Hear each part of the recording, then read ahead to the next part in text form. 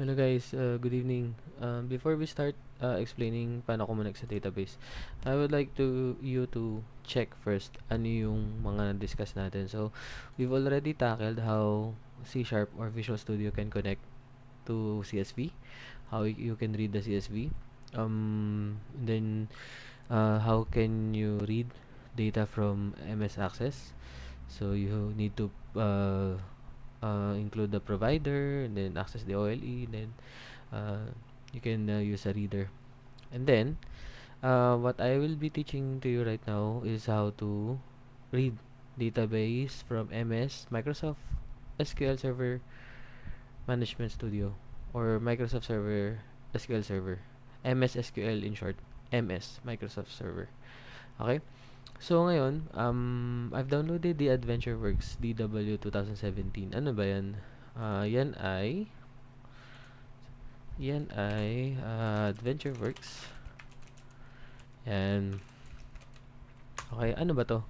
Ito ay libre from Microsoft. Pwede mo tong i-download for training purposes, you know. Pwede nyo download to. Yan. Itong kahit alin dyan. Once na merong YouTube, paano mag-install nyan, paano mag-download. Ngayon, kung meron na kayo na to, na-install nyo na rin, MS SQL Server Management Studio, pwede rin naman kayo mag-create new database. Halimbawa, itong test.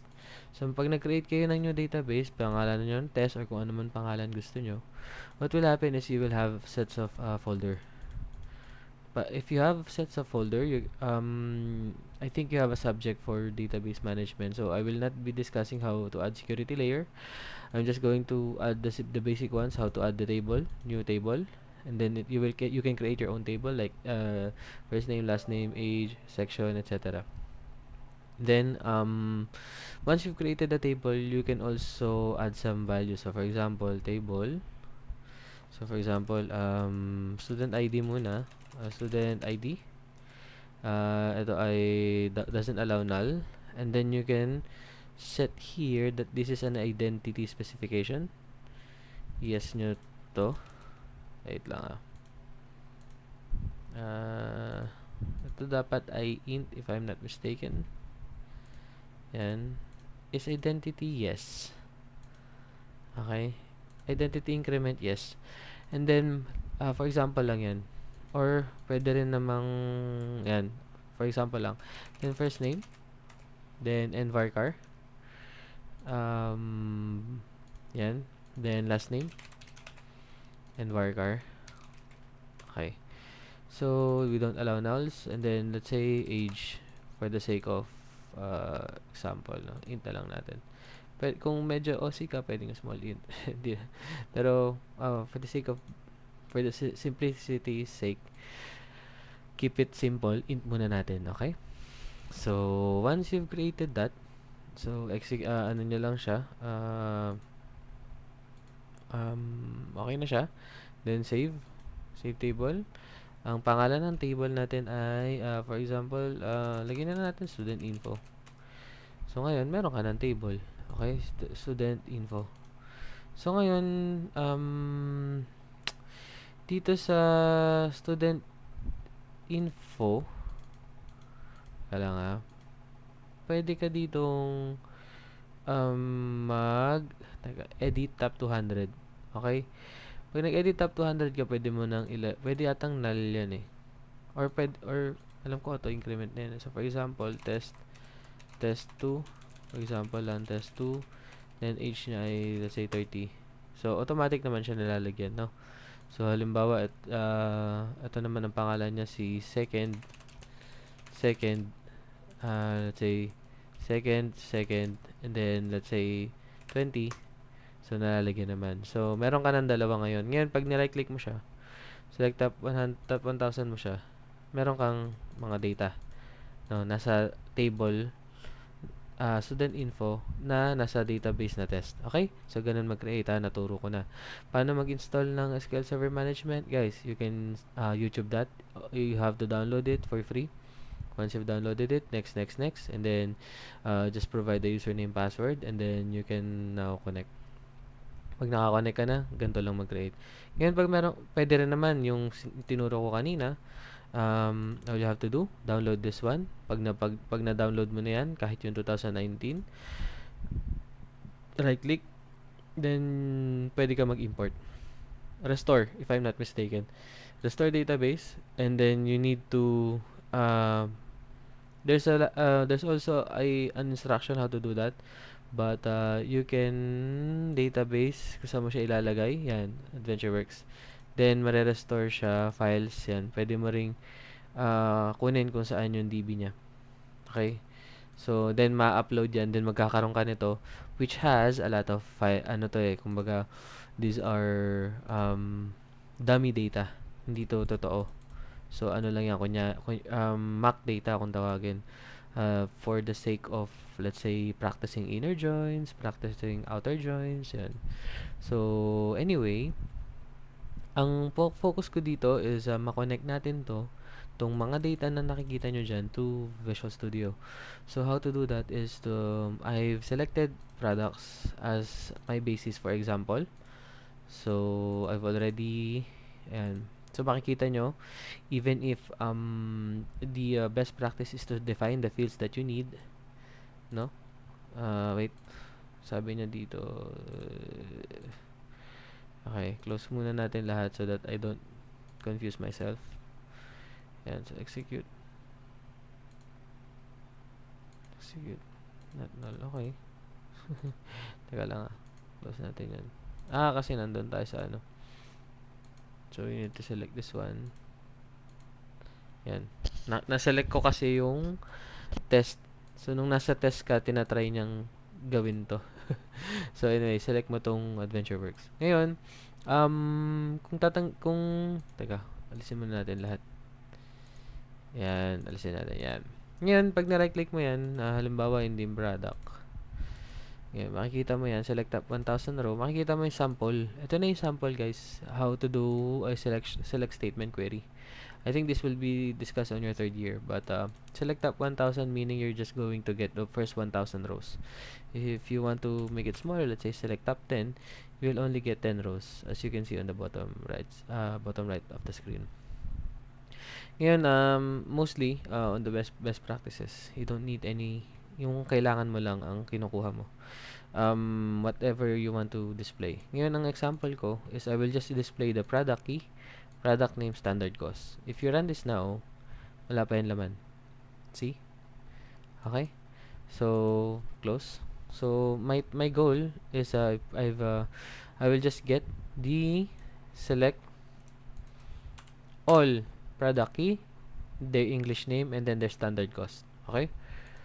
And I don't want to select the cost na null. Okay? Kasi may mga null na cost. If I remove this one, and then if you execute, you will see that there are a lot of products na null yung cost. Okay? So I don't want to select them, so that I placed a where clause kung tawagin to filter, minimize the data that I'll be getting. Ayoko i-process or ayoko ma-retrieve lahat ng data na null. So if I execute this one, you'll see that only those with values ang ma-retrieve. Okay, so having said that, going back to the code, I've created the menu, connect DB to MySQL. Okay, MS SQL, sorry. MySQL is different. So, if you double click this one, I've stated here the student ID, the ID and the password of my server. Okay lang yan kasi this is only a local, hindi kayo makakonect. Kahit malaman nyo yung ID and password ng admin, that's fine kasi you can never connect to my server kasi this is just only for my local host. But in real world scenario, hindi mo to pwedeng expose. Dapat yan naka-variable yan and could be somewhere. Dapat imported lang siya sa iyong program para hindi kita ng kung sino-sinong programmer lang. Or kung sino-sinong programmer na pwedeng mag-handle ng software. Anyway, after you've defined the connection data, first thing to do, after you've defined the data, okay. Teka, ano ba una kong ginawa? I think you first need to add the server. Go to Server Explorer, right click data connection, create new SQL Server database. yeah, sorry, add connection. The connection would look like this. Yan. This is your server name. Your server name, which usually is your computer name. And then the SQL Server's authentication, kung ano yung gagawin yung login and password. Okay? So, yeah, connected ako dito. Then, you just have to replicate it here. And then, select the database that you want to work with. You can either select the test or the AdventureWorks, kung ano man yung mga available dito. So, I have selected the AdventureWorks. Now, once you selected the AdventureWorks, you have to define the SQL connection so that alam niya na magtatrabaho siya sa AdventureWorks. Then, SQL command. SQL connection first. Okay, connection open. Okay, kulang to. Kasi, you can also use try and catch here. Okay, so, lalalim kasi yung topic natin. So, I will just go on the happy path. So, SQL, after the connection open, if this is successful, that's the only time you proceed. SQL command, new SQL command, what is the command? Select. So, this is just the same, whatever you see here. Okay, ang difference lang yung comma. Nandito sa akin, masanay kasi ako, nakikita ko after nun. Nandito yung comma. Okay. And then, yan, ito yung comma niya. And then, execute data reader. Using SQL Data Reader. Okay, another thing, pag ito ay hindi existing sa inyo, punta lang kayo dito sa left hand side and then gawin nyo install latest version. Then magkakaroon kayo dito ng using System Data SQL Client. I-install yan ni Visual Studio sa inyo as long as you're connected to the internet. Okay, and then if reader has rows, meaning you've already read the SQL Data Reader. Remove this one. You've already used the SQL data reader command execute reader, meaning you will execute this one, and then whatever is the result would be passed here sa data reader. Now you can challenge if reader has rows. You can continue to loop. If not, you can just put a message box stating that no data was found. Hence, if there's any rows available, meaning you've retrieved something, let's say 1,000 rows or 600 rows, then proceed in reading it. While reader read, meaning to say, while I'm reading any data, do this one. Okay? While I am reading any data, do this one. So, I'm adding a row, data grid view row, which is data grid view 1. This is my data grid view 1. This one. Okay? And then, I would like to, sorry about this one, cells 0, you can add reader product key because I know that I know the structure of the data grid view. I know that product key is the first column, second column is product name, third column is standard cost. Data grid view 1, rows that add, and then row is equivalent to data grid view row is equals to new data grid view row. So what you will do is to create cells for data grid view 1. So, and then once you filled the data grid view 1, that's the only time you can clear. So I've enabled the button clear at the bottom here. Now you can clear the data. Once you clear the data, this is how to remove the data. Data grid view 1 rows clear, and then refresh. It will remove all the data that you've populated, and then data has been removed, and then you can disable the button so that you don't have to you don't have to clear an empty data grid view. So just to let you have a look of the output.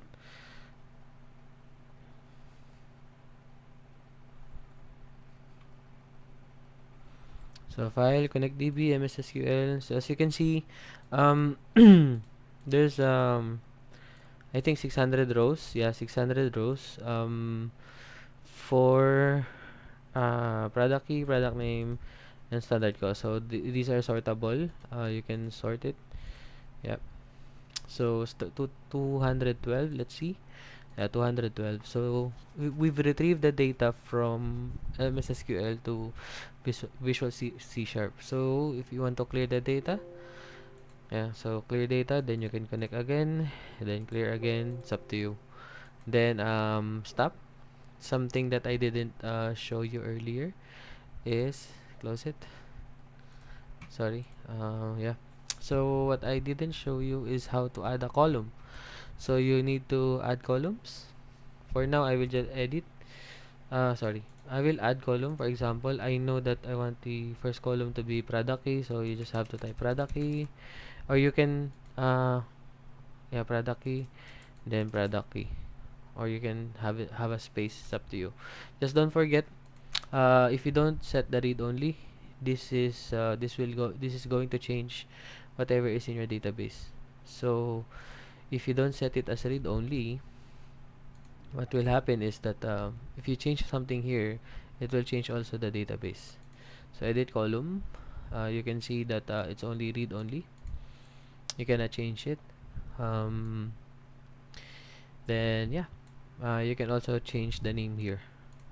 Let's say header text, you want to have a space on the header text. Yeah, so that's how to add a column. Now, yeah, if you have any questions, just feel free to explore. What I have tomorrow, maybe I'll discuss some basic filtering, or maybe I'll do a recording tomorrow how to do filtering. Filtering meaning further filter the data, because we have 600 results. Maybe we have 395 results. Maybe we want to filter it more. Let's say only 5 pesos and below, or let's say only what else, 100 and above standard cost would be selected. So things like that. So, or maybe you want to search a product name, let's say helmet, only names with helmet will appear. So yeah, those are the some of the basic stuff. Thank you for listening, and I hope you've enjoyed this mini tutorial on how to connect visual MS SQL to Visual Studio C Sharp. Thank you and have a great day.